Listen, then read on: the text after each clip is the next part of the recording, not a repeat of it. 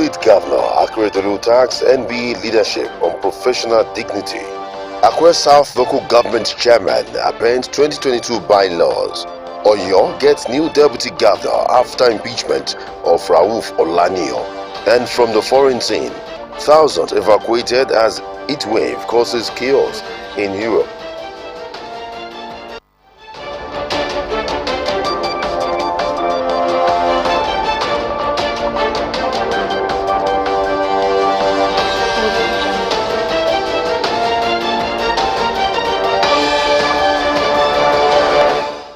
Thank you for joining us on the news tonight. Oluwatoyin Omodara is my name.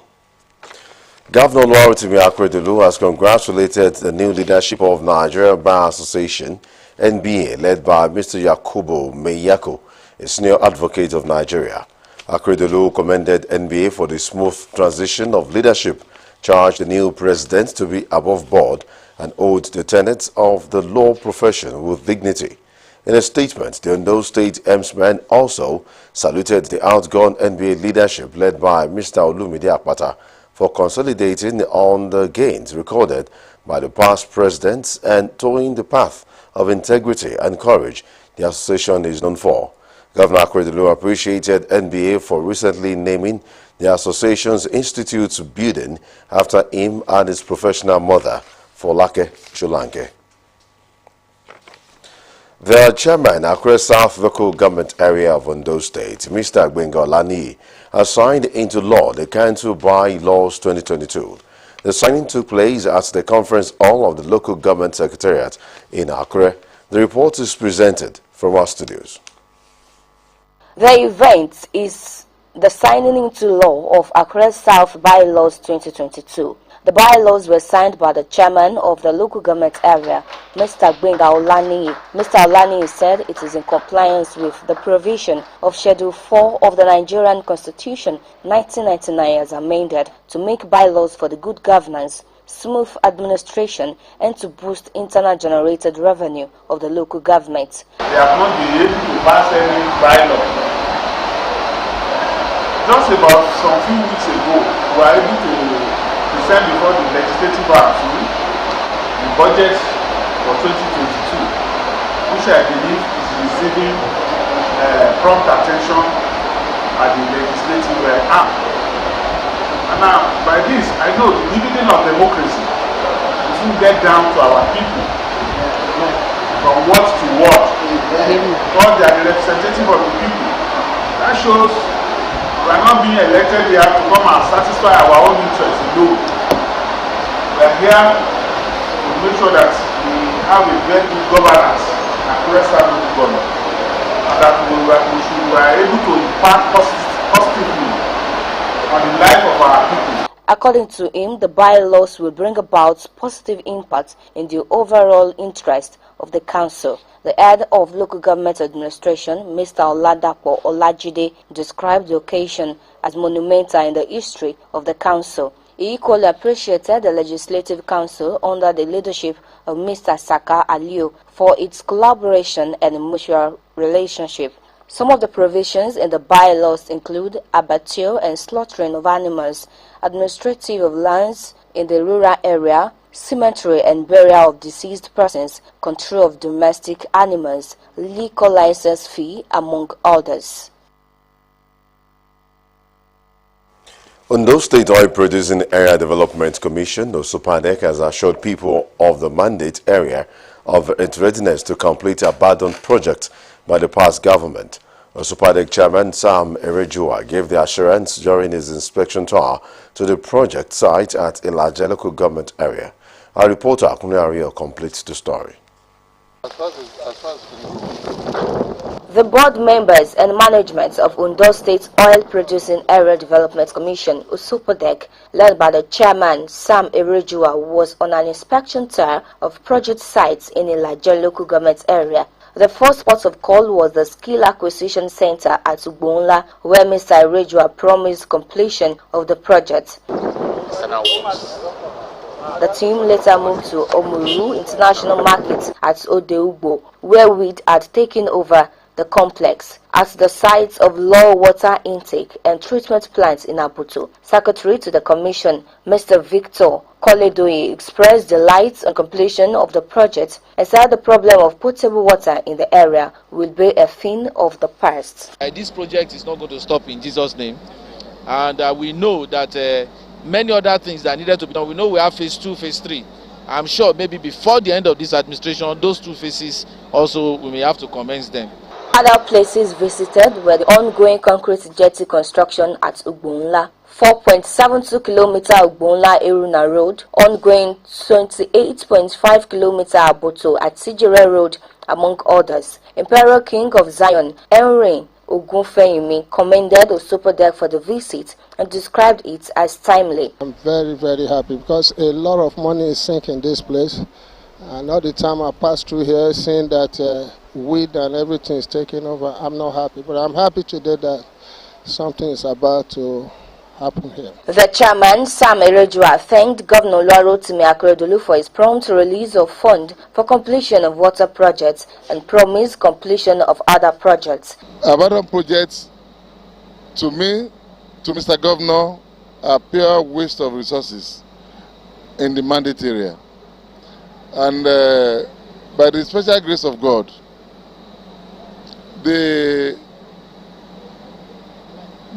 all the abandoned projects, all within the available resources before the end of Mr. Governor's tenure will be completed.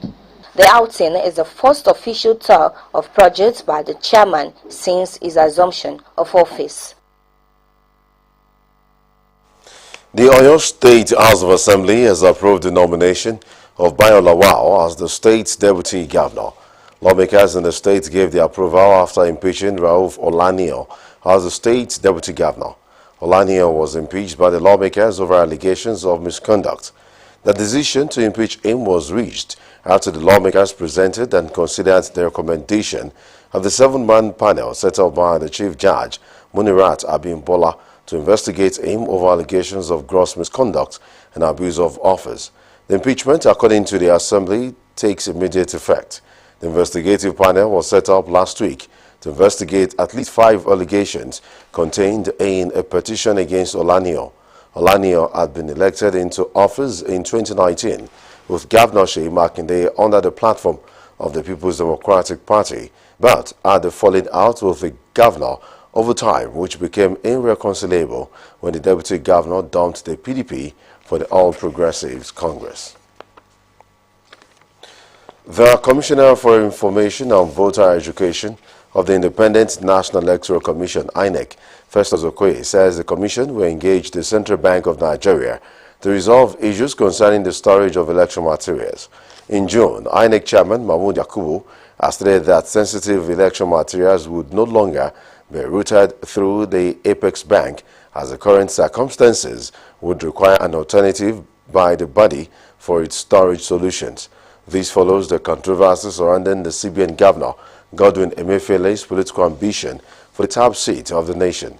Mr. Okoye warned that INEC was in for a logistics nightmare if it doesn't have a form of parley with the CBN over its election materials storage issues. Let's go for a break now. When we come back, we'll serve you more stories on the news. Please stay with us.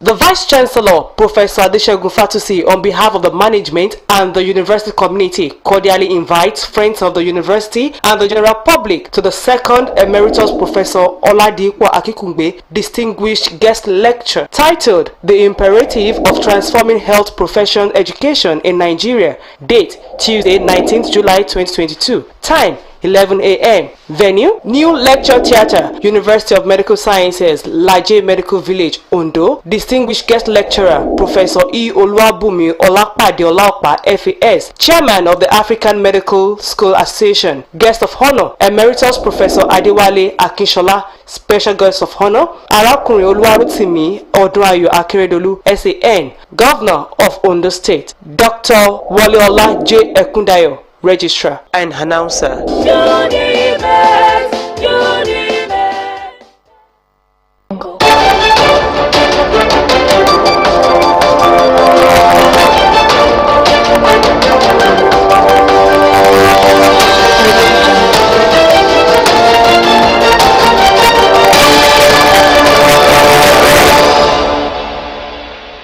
You can watch us live on our website www.osrc.ng or follow us on Facebook, OSRC TV Ondo, and on YouTube you can subscribe to our channel, OSRC TV Ondo. Now to the rest of the bulletin. 50 women are undergoing training in different vocational skills in Imoru and its environs in Osrc local government area of Ondo State. Representative of the organizer, Human Development Initiative, Lagos, Mrs. Olufunsho Godpa, said the establishment is poised to raising the status of women. Omori Language reports that participants would be empowered with startup kits after the 5-day training. Beneficiaries are to be trained in baking, tie and dye, soap making, and cosmetics. And this gathering of women was selected from Okeluse, Ijagba, Ute, and Imoru communities to benefit from the 5-day empowerment program. Representative of Human Development Initiative, Mrs. Olufunsho Godpa, in her address to the beneficiaries, noted that they are responsible for empowering vulnerable women in society. She said Imoru community and its environs were chosen based on their status as an indigent community, and encouraged them to cooperate with facilitators for desired results. We are hoping by God's grace, youth to be empowered because they need it really the most at this time. Olumoru of Imoru, Obarotimi Obamuagun, described the program as a life-changing initiative, saying he was encouraged to involve other neighboring communities in the area. He promised his continued support for any organization ready to bring accelerated and sustainable development to the area. It is elastic. It is a very big thing, and I appreciate God and the people for that. Even after this, I will still bring them together to encourage them not to abandon what they have been taught here, and I will be watching over them continuously to ensure that Some of the beneficiaries lauded the initiative, saying it will be an added advantage in their quest for knowledge and another avenue to support themselves and their families. Àtàwọn tó wà ní àyíká mi, mo tún lè fi hàn wọ́n pé ẹ wò báyìí náà ṣe gbogbo àgbà ṣe gbogbo nǹkan tí wọ́n fi kọ́ wa, ọ̀nà tán lè gbé gbà ní ọ̀nà tán lè gbé gbà káwọn náà tán lè develop láti ẹ̀gbẹ́ mi. Bá tẹ̀ ṣe gan-an tó lọ́n bá tẹ̀ ṣe kó ràn wá lọ́wọ́, a lè fi máa help àwọn ọmọ wa tí ò tíì jáde nílé ìwé. Mi tí mo lọ́kọ yìí máa fi tọ́jú máa kọ́ dáadáa máa fojú sí àwọn èèyàn gidi wọ́n á tún pè mí pé kí wá lọ máa ṣe iṣẹ́ yẹn wọ́n á máa pè mí káàkiri kí máa ṣe fún àwọn tó bá fẹ́ ṣe bíi birthday wọ́n lè pè mí pé kí wá bá wọn ṣe cake. The Women Initiative Program, currently training 50 women in Osrc local government area of Ondo State, is supported by Bank of Industry in Nigeria. Omoriola Hungbeji, OSRC News. Security operatives at a military camp in Tarikin Power, Niger State, have repelled an onslaught by terrorists suspected to be affiliated with the Boko Haram and ISWAP group. The government, who sought to take the soldiers by surprise, came in the wee hours of today, but security operatives were on alert and put up a formidable resistance. Confirming the attack, spokesperson for the Coalition of Shiroro Associations, COSA, Salis Sabo, stated that the terrorists came in hundreds trying to dislodge the military base. He said the military officers engaged them in a gun duel, which lasted for about 2 hours until reinforcement came, leading to a successful counter-offensive that saw several gunmen killed. At the time of this report, the Army and other security agencies in the theater of operation were yet to make a statement regarding the attack. Let's go for a break now. When we come back, we'll serve you more stories. Please stay with us.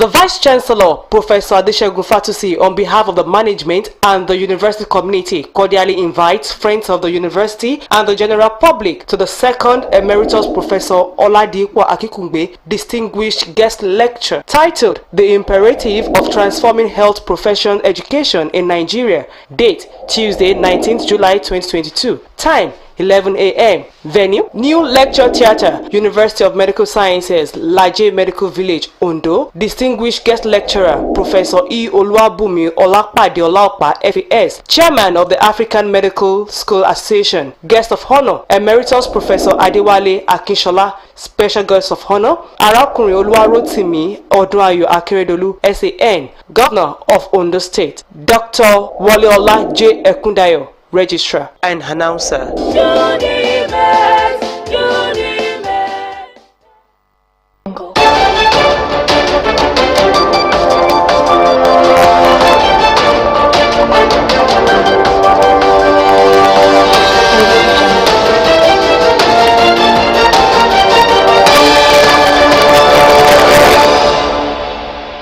Welcome back. The Ondo State Governor, Oluwarotimi Akeredolu, has described the death of the former Southwest woman leader of the All Progressives Congress, APC, Mrs. Kemi Nelson, as sad and shocking. Governor Akeredolu noted that the death of the APC chieftain was a great loss to the party and irreplaceable. The governor, in a statement by his chief press secretary, Richard Olatunde, sympathized with the presidential candidate of the APC, Bola Ahmed Tinubu, Governor Babajide Sanwo-Olu of Lagos State, as well as the entire APC family. Governor Kemi Nelson's commitment to the party and the good of the people was admirable and was a progressive to the core, and expressed sadness that the great mobilizer passed on at a crucial time when our services to the party is most needed. The governor condoled with the immediate family of the late APC chieftain and prayed God to grant her eternal rest.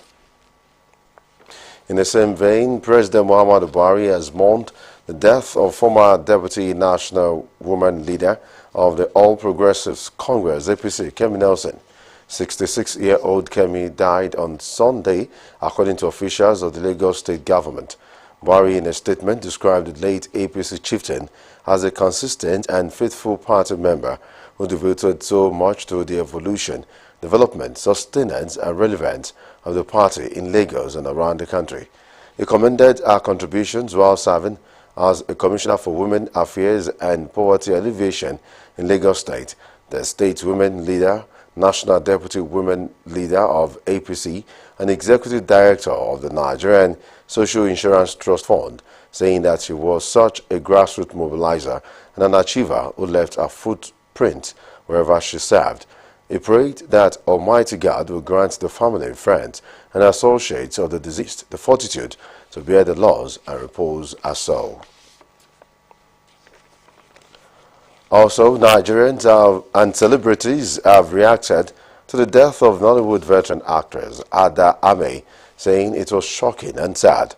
The popular Nollywood actress and star of the sitcom The Johnsons, Ada Ame, died aged 48. President of the Actors Guild of Nigeria, Emeka Rollas, in a statement said Ame died at a Nigerian National Petroleum Corporation NNPC hospital in Delta State on Sunday. It was gathered that the star actress suddenly collapsed at 11 p.m. before being rushed to the hospital where she was confirmed dead. Ame rose to prominence following the role of Anita in the Zeb Ejiro movie titled Domitila in 1996. In the same vein, veteran Nollywood actress Shola Onoyiga, popularly known as Kitchen Practical, has died. Reported the accomplished stage and screen actress and fellow of theatre art passed on this morning. The report said Shola Onoyiga was admitted to the ICU unit at the Lagos State University Teaching Hospital 2 weeks ago. She is popularly known for her role as Ireti, aka Cooking Practicals, in the popular Fuji House of Commotion sitcom. May their souls rest in peace. And to the foreign scene, a young man who gunned down 17 people at his former high school in Florida has gone on trial with jurors set to hand down either the death penalty or a life sentence. Nicholas Cruz took an AR-15 assault rifle into Marjorie Stoneman Douglas High School on Valentine's Day in 2018 and killed 17 students and staff members. Cruz, who was 19 at the time of the shooting, has already pleaded guilty to 17 counts of first-degree murder and 17 counts of attempted murder for those wounded during the massacre. A summer heat wave that has triggered devastating forest fires across southwest Europe shows no signs of abating as part of the continent's gear for new temperature records early next week. Firefighters in France, Portugal, Spain, and Greece are battling forest blazes that have ravaged thousands of hectares of land and killed several people since the start of the week. It is the second heat wave engulfing part of southwest Europe in weeks as scientists blame climate change and predict more frequent and intense episodes of extreme weather. Zaid Ibisala reports. Firefighters across Europe are in a race against time to protect people and their homes. In France, 2 fires around the town of La Teste-Bouche in the southwest region of Gironde have been stabilized after having destroyed thousands of hectares of land. We've managed to contain the fire. We're making it go where we want it to go while protecting people and their properties. Thankfully, these 2 objectives have been achieved. Forest fire prevention teams have had to cut down trees for a fire break. We are cutting down the trees so that if a fire arrives, there will be less combustible mass, which means a less powerful fire and a support zone for firemen to circulate better. In Spain, dozens of fires burn across the country as temperature push well into the mid-40s. It's only making it more difficult to extinguish the fire. This area, which is green and cool in summer, is becoming very hot like the south. Climate change affects everyone. The heat wave has caused hundreds of deaths and thousands of people forced to evacuate their homes. We are doing very badly. We are all very stressed. I live over there where the terrace is. I had to leave and come here because I felt like the helicopters were on top of me. Some are seeking refuge in makeshift shelters. I didn't take it too seriously. I thought they had it under control, and I was quite surprised whenever it started. Seemed to be moving our direction, and then we were told to go. So, no, we've left a lot of stuff behind. Others' homes have been burned to the ground. I'm hurt. My sister-in-law and my wife have a farm that has burned. The family farm has burned, all of it. Yes, the whole thing. It is what it is. In Greece, a group of German firemen have arrived to support emergency teams there with hundreds. More from across Europe expected to join the fight. Much of the heat wave engulfing Europe comes from North Africa, where wildfires like this one in Morocco are also wreaking havoc. The extreme weather episodes are expected to occur more often as scientists point the finger to climate change. Sahid Aribisala, Osrc News. The Anglican Youth Fellowship, family of late ace broadcaster Olubunmi Afuye, has unveiled a scholarship fund in his memory. The Christian body, in conjunction with the Sport Writers Association of Nigeria and those state chapter, brought together family members, colleagues and friends of the late broadcaster for a novelty match marking his first memorial. Osrc's Abiodun Adewale completes the story. 1 year after the passing of ace broadcaster Olubunmi Afuye, members of his Anglican Youth Fellowship, Akure Diocese, as well as the Ondo State chapter of the Sport Writers Association of Nigeria, converged on the Ondo State Sports Complex in Akure for a memorial game in his honor, with the family members of Olubunmi Afuye also in attendance. The ball got rolling by the ceremonial kickoff taken by his wife, Mrs. Oluwakemi Afuye. The Anglican Youth Fellowship were apparently fitter and sharper than the sport writers on the field, and they made their mark with the first goal of the game before half-time.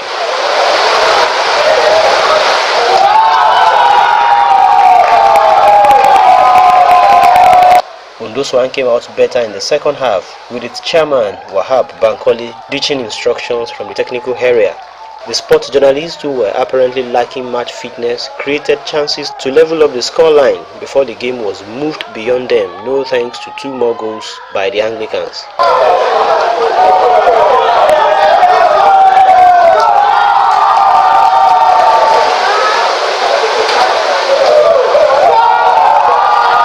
After the thrilling encounter on the field, the two associations were joined by the NUJ Ondo State Council as they gathered in the essence of immortalizing Olubunmi Afuye with the scholarship fund. In God we take solace all the time, and to organize this week in remembrance of somebody that served selflessly is something that we give thanks unto God for. Even though we've lost him, but we know that his memory actually lives on. So to us, we continue to miss Bumi Afuye and what he stands for. We just hope that God Almighty will continue to keep the family, and everybody continue to grow in that direction. Wife of the deceased, Mrs. Oluwakemi Afuye, described the remembrance as soul-lifting, adding that it will give the family the drive to carry on the legacies of her late husband. I was already wondering how 1 year will look like, but I really think I want to appreciate everybody for bringing this thing up. Late Olubunmi Afuye, before his passing, was the financial secretary of SWAN in Ondo State, as well as the one-time president of the Anglican Youth Fellowship, Akure Diocese. Abiodun Adewale, OSRC News. May so continue to rest in peace. And still talking sports, Nigeria Super Falcons will tonight take on Morocco in the second semi-final of the 2022 African Women Cup of Nations at the Mole Abdallah Stadium in Rabat. The Super Falcons beat Cameroon 1-0 in the quarter-final, while the hosts shut out Botswana 2-1 to advance to the last 4. Winner of the title will battle South Africa or Zambia on Saturday in Rabat. To end the news tonight, a quick look at some of the highlights of the bulletin. The Ondo State Governor Oluwatimi Akeredolu has congratulated the new leadership of the Nigeria Bar Association and has charged leadership on professional ethics. The chairman of Accra South Local Government Area of Ondo State, Mr. Gbenga Olaniyi, has appended the Council's 2022 bylaws. Oyo State House of Assembly has approved the nomination of Mr. Bayo Lawal as the State Deputy Governor after the impeachment of Rauf Olaniyo. And from the foreign scene, thousands are being evacuated in Europe as 8 wave ravages causing chaos. And that's it on the news. Thanks for watching. Good evening.